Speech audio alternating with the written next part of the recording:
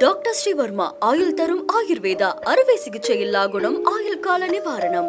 Branch express courier private limited domestic international cargo உங்கள் இல்லம் தேடி வந்து கொரியர் புக்கிங் டெலிவரி செய்து தரப்படும். தமிழக சட்டப்பேரவையில் நிறைவேற்றி அனுப்பி வைக்கப்பட்ட தீர்மானங்களுக்கு ஒப்புதல் அளிக்காமல் ஆளுநர் நிறுத்தி வைத்திருப்பது சட்டவிரோதமானது என உச்சநீதிமன்றம் தெரிவித்துள்ளது.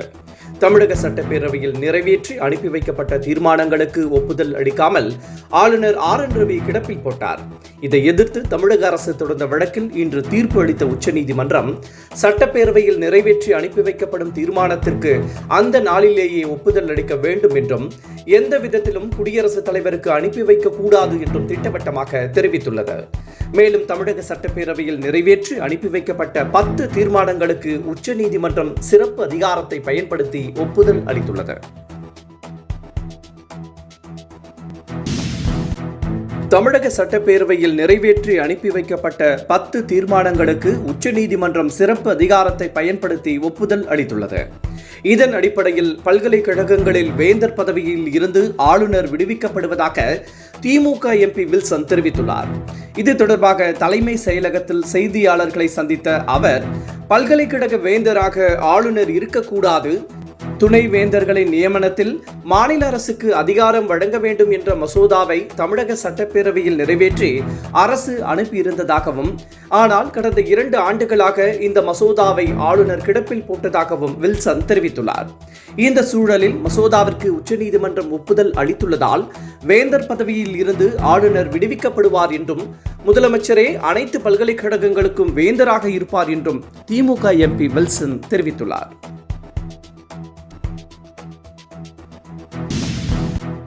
ஆளுநருக்கு எதிராக உச்சநீதிமன்றம் வழங்கியுள்ள தீர்ப்பு ஒட்டுமொத்த இந்தியாவிற்கே கிடைத்த மாபெரும் வெற்றி என சட்டப்பேரவையில் முதலமைச்சர் மு க ஸ்டாலின் தெரிவித்துள்ளார். பல்வேறு கட்சித் தலைவர்களும் உறுப்பினர்களும் தீர்ப்பை வரவேற்றனர். அவர்களுக்கு நன்றி தெரிவித்து பேசிய முதலமைச்சர், கொள்கையில் உறுதியாக இருப்பேன் என்றும், வரலாற்று சிறப்புமிக்க தீர்ப்பை உச்சநீதிமன்றம் வழங்கியுள்ளதாகவும், தமிழகம் மட்டுமின்றி இந்தியாவில் உள்ள அனைத்து மாநில அரசுகளுக்கும் கிடைத்த மாபெரும் வெற்றி இது என்றும் முதலமைச்சர் குறிப்பிட்டார். தமிழ்நாட்டின் சட்ட போராட்டம் மீண்டும் ஒருமுறை ஒட்டுமொத்த நாட்டுக்கே ஒளியை கொடுத்துள்ளதாக துணை முதலமைச்சர் உதயநிதி ஸ்டாலின் குறிப்பிட்டுள்ளார். உச்சநீதிமன்ற தீர்ப்பை வரவேற்றுள்ள அவர், இது தமிழ்நாட்டிற்கு கிடைத்த வெற்றி மட்டுமல்ல என்றும், அனைத்து மாநிலங்களுக்கும் கிடைத்த வெற்றி என்றும் கூறியுள்ளார். தமிழ்நாடு தொடர்ந்து மாபெரும் வெற்றிகளை பெறும் என்றும், நமது மன உறுதியும் அசைக்க முடியாதது என்றும் துணை முதலமைச்சர் உதயநிதி ஸ்டாலின் குறிப்பிட்டார். நீட் விலக்கு தொடர்பான அனைத்து கட்சி கூட்டத்தை புறக்கணிப்பதாக EPS அறிவித்துள்ளார்.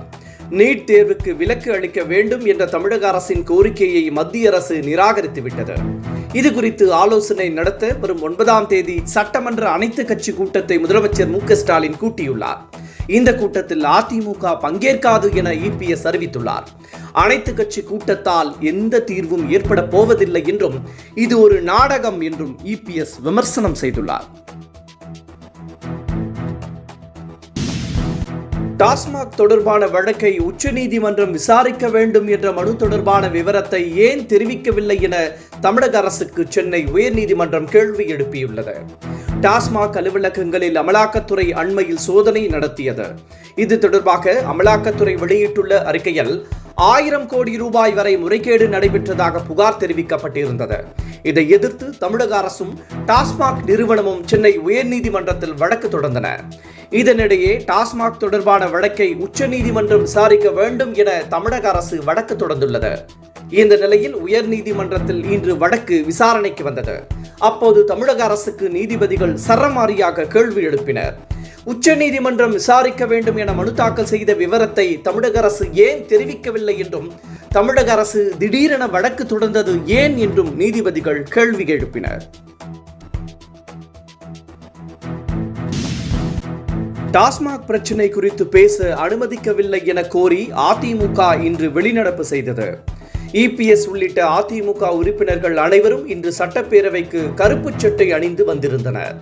டாஸ்மாக் விவகாரம் குறித்து பேச அவர்கள் அனுமதி கேட்டபோது சபாநாயகர் அதற்கு மறுப்பு தெரிவித்தார். அப்போது அவர்களை பார்த்து விமர்சித்த முதலமைச்சர், எதிர்க்கட்சி உறுப்பினர்கள் நல்ல வேளையாக காவி உடை அணிந்து வரவில்லை என குறிப்பிட்டார்.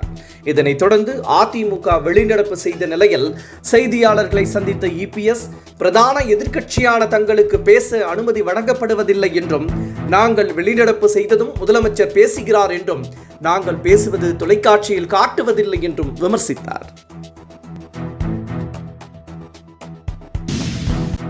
அமைச்சர் KN நேரு உறவினர்கள் தொடர்பான இடங்களில் அமலாக்கத்துறை தொடர்ந்து சோதனை நடத்தி வருகிறது. நேற்று KN நேரு வீட்டில் சோதனையை தொடங்கிய அமலாக்கத்துறை 10 மணி நேரத்திற்கு பிறகு நிறைவு செய்தது. இந்த நிலையில் நேருவின் மகன் அருண், சகோதரர்கள் ரவிச்சந்திரன், மணிவண்ணன் ஆகியோரது கட்டுமான தொழில் குடும்பத்தில் சோதனை நடைபெற்றது. இதனைத் தொடர்ந்து நேருவின் சகோதரர் ரவிச்சந்திரனை அமலாக்கத்துறை விசாரணைக்காக அழைத்துச் சென்றது. தங்களிடம் உள்ள ஆவணங்கள், விசாரணைகள், கண்டறியப்பட்ட தகவல் ஆகியவற்றின் அடிப்படையில் அவரிடம் விசாரணை நடத்தப்பட்டு வருவதாக தகவல் வெளியாகியுள்ளது.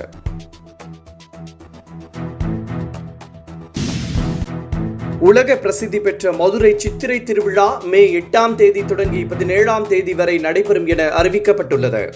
நிகழ்ச்சியின் சிறப்பாக கள்ளழகர் ஆற்றில் எழுந்தருளும் நிகழ்வு மே 12ஆம் தேதி நடைபெறும் என கோவில் நிர்வாகம் அறிவித்துள்ளது. அன்றைய தினம் தமிழகம் முழுவதிலும் இருந்து பக்தர்கள் வைகை ஆற்றில் இறங்கி அழகரை வழிபடுவர். சித்திரை திருவிழாவை காண பல்லாயிரக்கணக்கான பக்தர்கள் வருவார்கள் என்பதால் சிறப்பு ஏற்பாடுகள் செய்ய அறிவுறுத்தப்பட்டுள்ளது.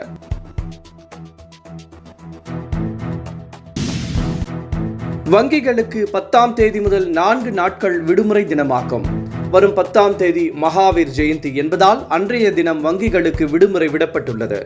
12ஆம் தேதி 2வது சனிக்கிழமை, 13ஆம் தேதி ஞாயிற்றுக்கிழமை என்பதாலும் விடுமுறை அளிக்கப்பட்டுள்ளது.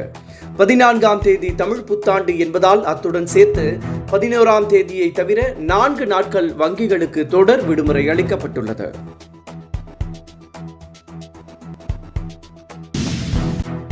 இ-பைக் வாகனங்களை வைத்திருப்பவர்களுக்கு நற்செய்தியாக மாநிலம் முழுவதும் பொது சார்ஜிங் மையங்கள் அமைக்கப்பட உள்ளதாக தகவல் வெளியாகியுள்ளது. சென்னையில் மட்டும் 100 சார்ஜ் மையங்களும், மற்ற பகுதிகளில் தலா 5 முதல் 10 வரை மையங்கள் அமைக்கப்படும் எனவும் தெரிவிக்கப்பட்டுள்ளது.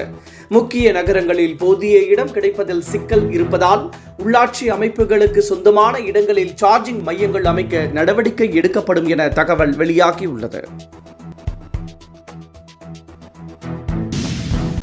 பொருளாதாரத்தில் பின்தங்கிய 1000 மகளிருக்கு மின்சார ஆட்டோ வாங்க கூட்டுறவு நிறுவனங்கள் வாயிலாக 3 லட்சம் கடன் அளிக்கப்படும் என தமிழக அரசு அறிவித்துள்ளது. கூட்டுறவுத்துறை அமைச்சர் பெரிய கருப்பன் சட்டப்பேரவையில் இந்த அறிவிப்பினை வெளியிட்டார். மேலும் நிலமற்ற ஏழை பெண் விவசாய தொழிலாளர்களுக்கு 2 ஏக்கர் நிலம் வாங்க 5 லட்சம் ரூபாய் வரை கூட்டுறவு வங்கிகள் மூலம் கடன் உதவி வழங்கப்படும் எனவும் அமைச்சர் தெரிவித்தார். வக்ஃப் திருத்தச் சட்டம் நாடு முழுவதும் அமலுக்கு வந்துள்ளது. இதற்கான மசோதா நாடாளுமன்றத்தில் நிறைவேற்றப்பட்டு குடியரசுத் தலைவர் ஒப்புதலுக்கு அனுப்பி வைக்கப்பட்டது. அவர் உடனடியாக ஒப்புதல் வழங்கியதை அடுத்து சட்டம் அமலுக்கு வந்துள்ளது. மத்திய சிறுபான்மை விவகாரத்துறை அமைச்சர் இது தொடர்பாக வெளியிட்டுள்ள அறிக்கையில், இன்று முதல் வக்ஃப் திருத்தச் சட்டம் அமலுக்கு வருவதாக தெரிவித்துள்ளார். மக்களால் தேர்ந்தெடுக்கப்பட்ட பிரதிநிதியை பதவி நீக்கம் செய்யும் அதிகாரம் நீதிமன்றங்களுக்கு இல்லை என அமைச்சர் செந்தில் பாலாஜி உச்சநீதிமன்றத்தில் தெரிவித்துள்ளார்.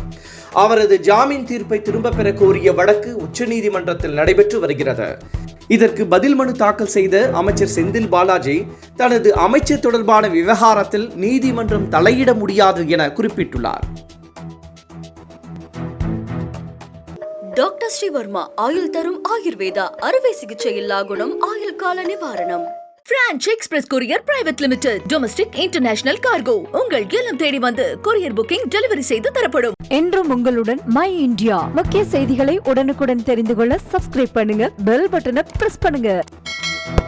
என்றும் உங்களுடன் மை இந்தியா.